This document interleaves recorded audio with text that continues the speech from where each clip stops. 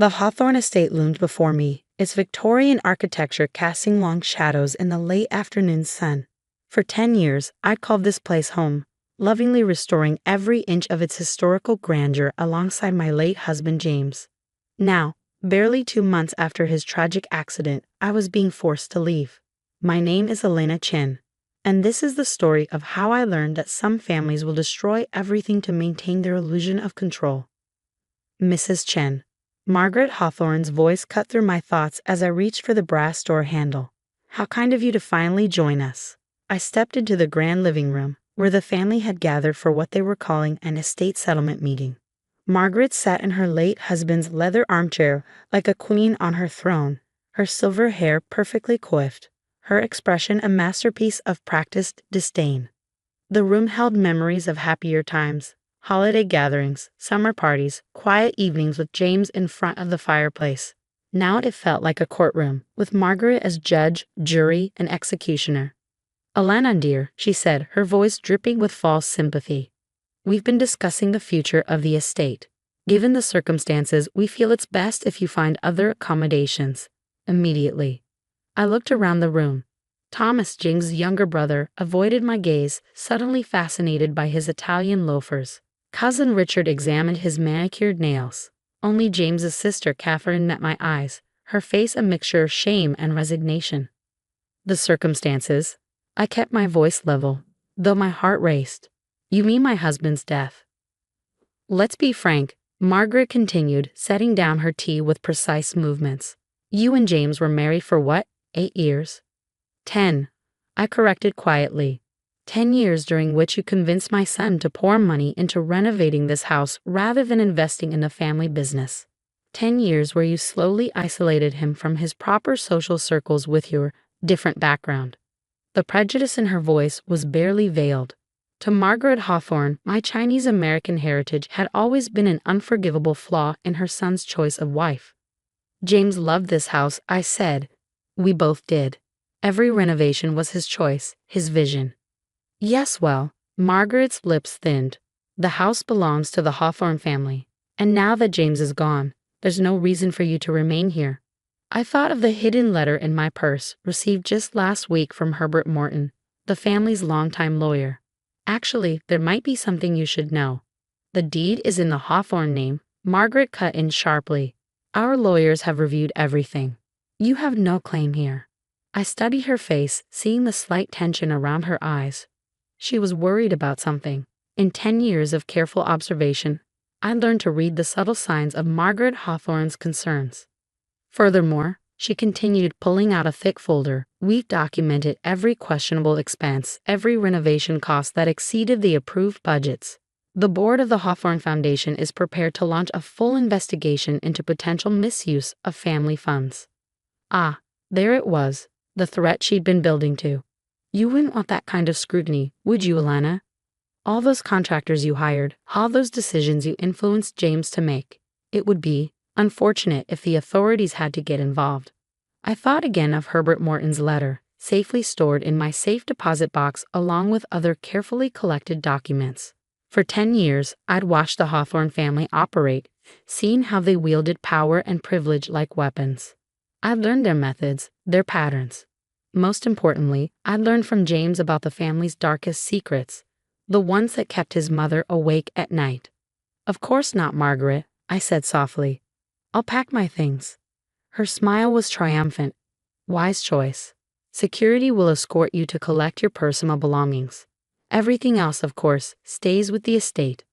I stood smoothing my skirt. "Just to be clear, you're asking me to leave my home of 10 years, abandoning any claim to the estate, under threat of legal action?"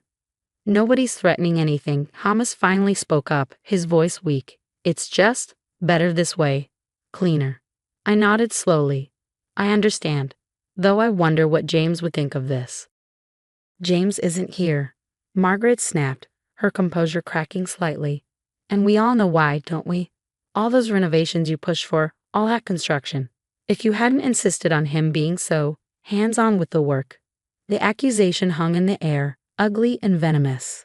They blamed me for James' accident, for the collapse of the old greenhouse we'd been restoring together. But they didn't know what I knew about that day.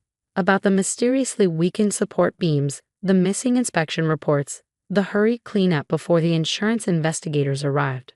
I reached for my purse, my fingers brushing against the copy of Herbert Morton's letter. But no, not yet. Timing was everything, as Margaret herself had taught me through years of social manipulation. "I'll need a few days to pack," I said. "You have until Friday," Margaret replied.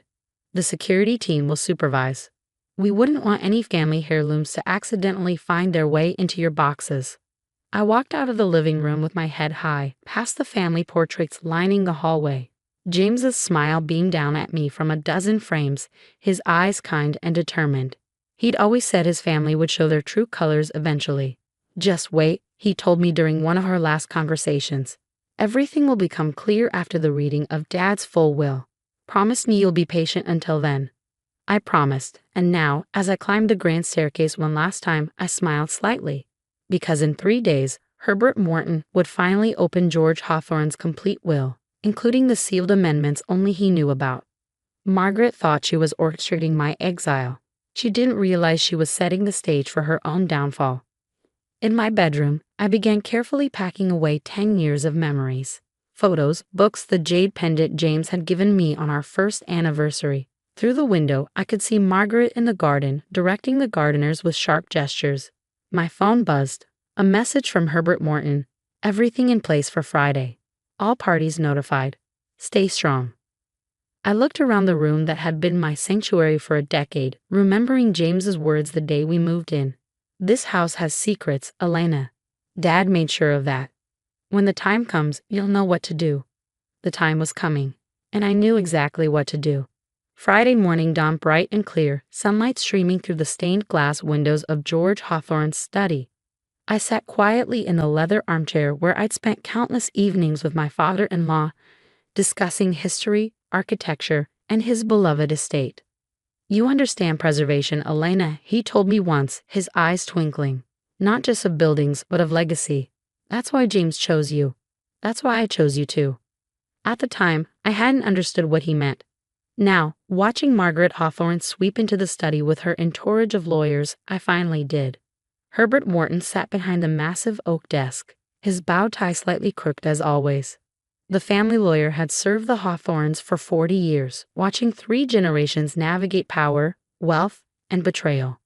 "Now that everyone's here," he began, adjusting his wire-rimmed glasses, "we can proceed with the final reading of George Hawthorne's will, including the sealed amendments made 6 months before his death." Margaret's perfectly manicured hand tightened on her purse. "Amendments? I wasn't aware of any amendments." "No," Herbert said mildly. "You weren't. That was by design." He opened a thick envelope, removing several documents. "Before we begin, I should note that everything here has been verified by 3 independent law firms. The authenticity is beyond question." I watched Margaret's face carefully. There it was, that flicker of fear she always tried to hide behind aristocratic disdain. "George Hawthorne's last amendment to his will," Herbert continued, "concerns the ownership and management of the estate itself. While the Hawthorne Foundation retains certain rights, the primary deed and operational control of the property transfers to—" He paused, looking directly at Margaret, "Elena Chen Hawthorne." The room erupted in chaos.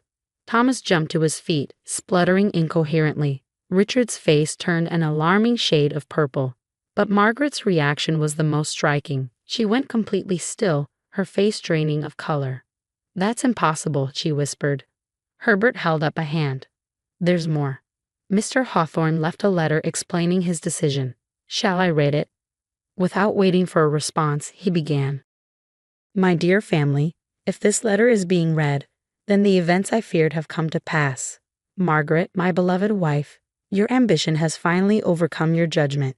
You've likely already moved to exile Elena from her rightful home, using the same tactics you employed against others who threatened your control of the family legacy. But Elena is different. I chose her as the guardian of our true legacy, not the facade of power you've worked so hard to maintain, but the principles of preservation, integrity, and justice that built the Hawthorne name. I've watched her work tirelessly alongside James to restore not just the physical structure of our home, but its spirit, She understands what you never did. That true legacy isn't about control, it's about stewardship. To my children, I love you, but your mother's influence has corrupted your judgment.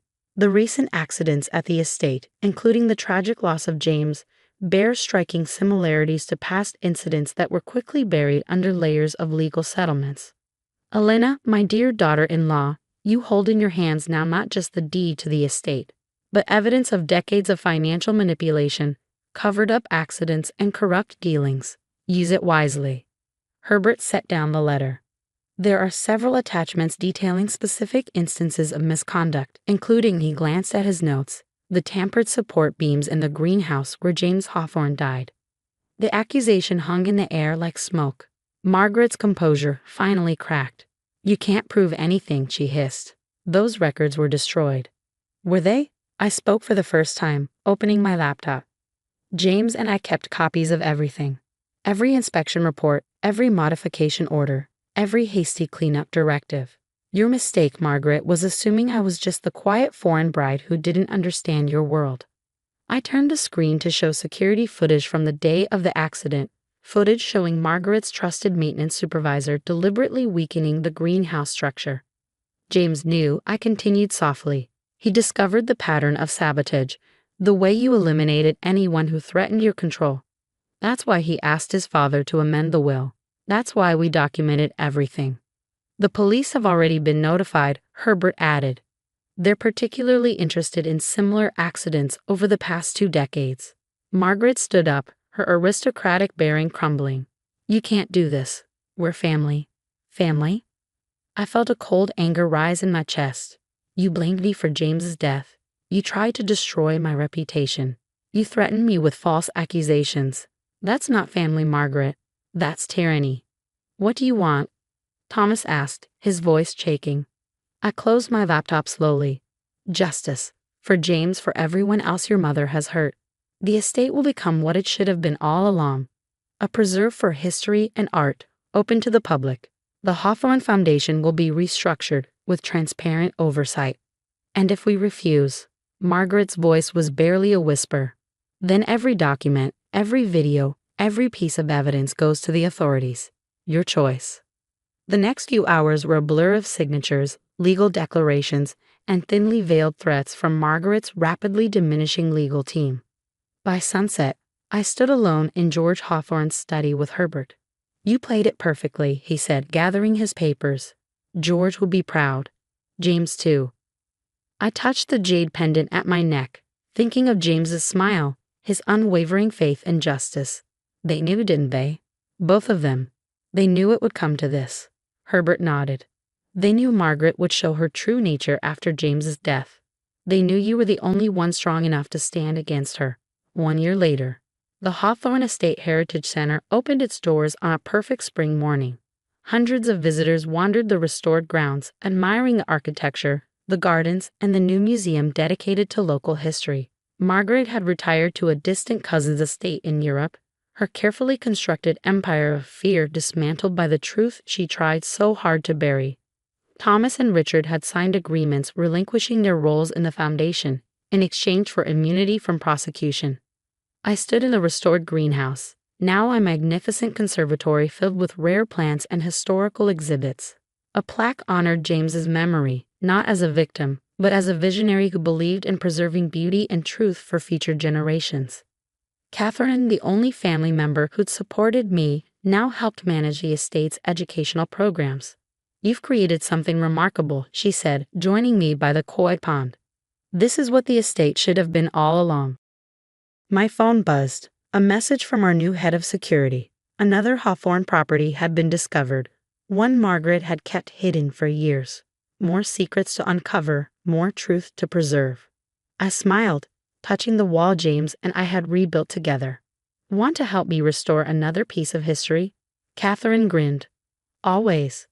That evening, I sat in George Hawthorne's study, my study now, looking through old family photos. James beamed from every frame, his eyes full of the same passion for preservation and justice that had drawn us together. You were right, I whispered to his image. Everything did become clear after the will reading. And look what we've built from the truth.